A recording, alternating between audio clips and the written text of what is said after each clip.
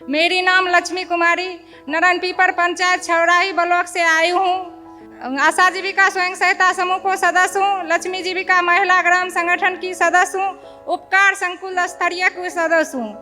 दीदी, आप लोग तो जानते हैं कि शराब से कितना बुरा प्रभाव पड़ता है, उसी के बारे में हम कुछ बताने जा रही हूँ। मेरी ही समाज में एक मेरी ही बगल के पड़ोसी जयमाला दीदी जो कि बहुत शराब बनाती थी और घर पर बैठाकर शराब पिलाती थी। वो दीदी को हम लोग बोले, दीदी शराब बनाकर और घर पर बैठाकर पिलाते हैं, इससे समाज के अंदर दुष्प्रभाव पड़ता है, समाज दूषित होते हैं, ये आप गलत भावना कर रहे हैं। दीदी बोली, मेरा रोजगार है, मेरा पैसा है, हम बनाएंगे। अगर शराब नहीं बेचेंगे तो क्या मेरे बच्चे को भरण पोषण आप लोग करिएगा? हम बोले, दीदी वो एक उपाय है कि जीविका में जुड़ने की। बोली, कोई जीविका उविका नहीं होता है, उससे कोई कुछ नहीं मिल सकता है। एक दिन की बात है, जब दीदी नहीं मानी, जब रात को शराब बना रही थी, तो हम लोग ग्राम संगठन के मीटिंग में निर्णय लिए कि किसी तरह दीदी को शराब बनाने से रोक लगाएंगे। 9 बजे रात को जब दीदी शराब बना रही थी, फोन के माध्यम से हम लोग सभी दीदी को सूचना दिए। बोले, दीदी जयमाला दीदी अभी शराब बना रही है। 50 दीदी इकट्ठा होकर और दीदी को घर पर गए।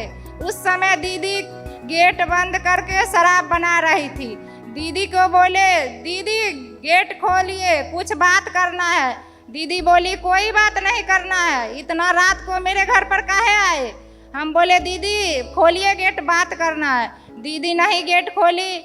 उसी समय एक बगल में टूटा फूटा जीना रखा हुआ था, वो जीना के माध्यम से हम 2 दीदी उनके छप्पर के ऊपर चढ़कर और उसे आंगन में कूद कर उनका गेट खोले। उस समय दीदी अपना शराब बना रही थी।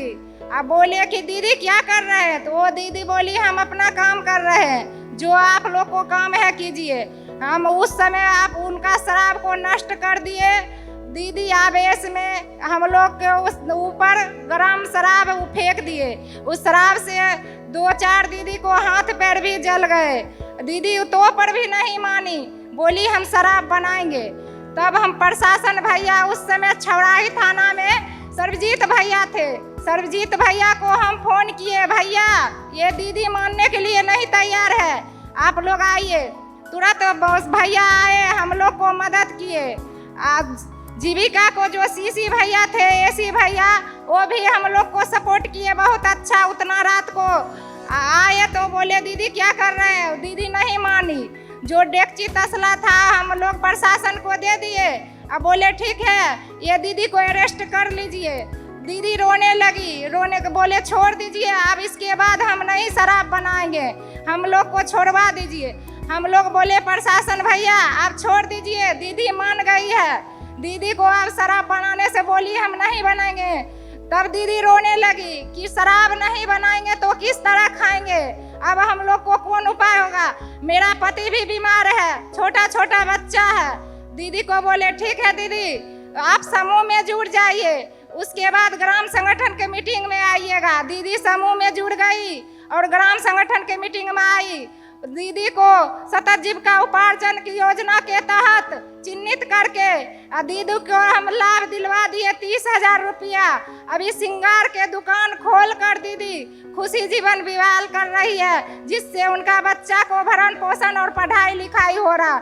जो दीदी हमसे उतना लड़ाई झगड़ा किए, वो दीदी कहती है, दीदी कितना अच्छा काम किए आप लोग हमरे लिए, लेकिन हम आपसे कितना लड़ाई झगड़ा करते से, आंख में आंख डालकर अभी बात करती है। दीदी कहती थी, अपना बच्चा को हम पढ़ाई लिखाई और भरण पोषण करते थे, लेकिन 50 घर और 100 घर हम बर्बाद करते थे। कितना माँ को बेटा चल जाता था, कितना बहन को भाई चल जाता था, और कितना माँ बहन विधवा हो जाती थी।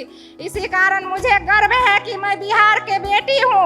अब मेरा नीतीश भैया जैसे मुखिया मिला है, इसी के साथ मैं नीतीश भैया को बहुत बहुत धन्यवाद देती हूँ। मेरा नाम सुधा देवी है, मैं मटिहानी ब्लॉक की आई हूँ और मोहम्मदपुर गौतम की रहने वाली हूँ।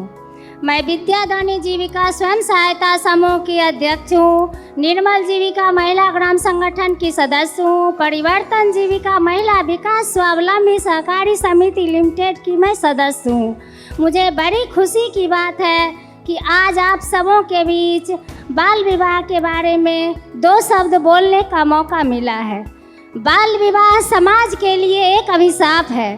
माता पिता अपने बच्चों को कम उम्र में ही शादी कर देते हैं। जिस उम्र में उसे शादी का अर्थ ही नहीं पता होता है, उस उम्र में उसे शादी के पवित्र बंधन में बांध दिया जाता है। बाल विवाह के कारण उसका बचपना चला जाता है। बाल विवाह करने से उसके मन मस्तिष्क पर बुरा प्रभाव पड़ता है। बाल विवाह न केवल बालिकाओं की सेहत के लिहाज से बल्कि उसके व्यक्तिगत विकास के लिहाज से भी खतरनाक है।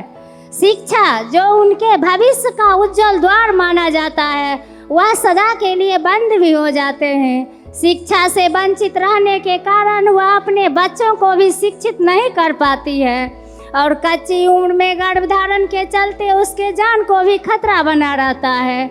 उजाला जीविका महिला ग्राम संगठन की एक दीदी फूला देवी, जिन्होंने अपनी बच्ची की शादी 15 साल की उम्र में करने जा रही थी, तब जाके उन्होंने समूह की बैठक में दीदी से बोली कि दीदी मुझे कुछ पैसे चाहिए, मैं अपनी बेटी की शादी करूंगी। इस पर सीएम दीदी ने बोली कि आपके समूह में पैसे नहीं है, ग्राम संगठन की बैठक होगा तो उसमें इस पर निर्णय लिया जाएगा। जब ग्राम संगठन की बैठक हो रही थी तो उसने यह प्रस्ताव रखा कि दीदी उस समूह में पैसे की ज़रूरत है और उस दीदी के बेटी की शादी है। इस पर स्वास्थ्य उप समिति की दीदी और समूह के पीएसटी दीदी ने इस पर निर्णय लिए कि हम उन दीदी के घर जाकर समझाएंगे और उसके बाद इस पर निर्णय लेंगे। जब हम लोगों ने उनके घर गए और घर जाकर उनको समझाए कि दीदी अभी आपकी बेटी की उम्र शादी योग्य नहीं हुई है, जब सही उम्र होगा तब इनकी शादी कीजिएगा 18 साल के बाद। दीदी नहीं मानी, वो बोली नहीं हम करेंगे शादी। इस पर सभी दीदी ने अपने अपने स्तर से बताए, लेकिन वो मानने के लिए तैयार नहीं थी। तब हम लोगों ने उस दीदी को बोले ठीक है दीदी आप कीजिए शादी, और आपको पुलिस पकड़ के ले गई। जैसे ही पुलिस का नाम लिए तो पुलिस के बारे वह मान गई और बोली कि ठीक है दीदी हम शादी अब सही उम्र में ही करेंगे। इसीलिए हम अपने ग्राम संगठन के दीदी से अपील करते हैं कि अगर अपने बच्चों के प्रति थोड़ा भी स्नेह है, प्यार है, तो अपने बच्चे की शादी सही उम्र में करें।